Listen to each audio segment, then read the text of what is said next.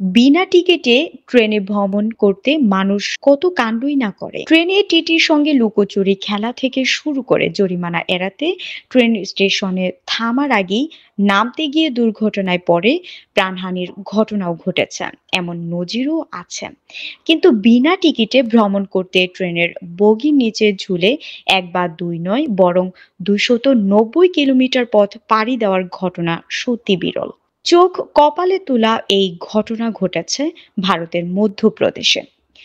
সেখানে সম্প্রতি রেলকর্মীরা জাবালপুর স্টেশনে আসা দানাপুর এক্সপ্রেসের নিচে অংশ পরীক্ষা করে দেখছিলেন। নিয়মিত পরীক্ষার অংশ হিসেবেই তারা দেখছিলেন সবকিছু ঠিকঠাক আছে কিনা।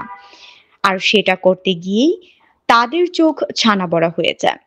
রেলকর্মীরা দেখতে পান দানাপুর এক্সপ্রেসের S4 বগির নিচে দুই পাশের চাকার মাঝখানের জায়গায় বিপজ্জনকভাবে উল্টো হয়ে বগির তলা আঁকড়ে ধরে আছেন এক ব্যক্তি। ভারতীয় সংবাদ মাধ্যমগুলোর খবর অনুযায়ী ওই ব্যক্তি এভাবেই ইতারসি থেকে জাবালপুরে এসে পৌঁছেছেন। ওই ব্যক্তির ট্রেনের নিচে ঝুলে থাকার এবং সেই অবস্থা থেকে বের হয়ে আসার ভিডিও সামাজিক যোগাযোগ মাধ্যমে ভাইরাল হয়ে যায়।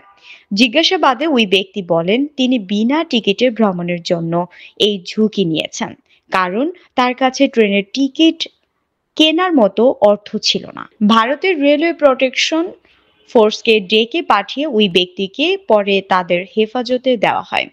ঘটনার ভিডিও ফুটেজ দেখে ওই ব্যক্তিকে সে সময়ে মদ্যপ মনে হয়েছে। এই ঘটনায় রেলওয়ে নিরাপত্তা ব্যবস্থা নিয়ে প্রশ্ন উঠেছে। ওই ব্যক্তি কি করে এমন বিপজ্জনকভাবে ট্রেনের নিচে গিয়ে লুকিয়ে পড়তে সক্ষম হলেন, সেই প্রশ্নও উঠেছে।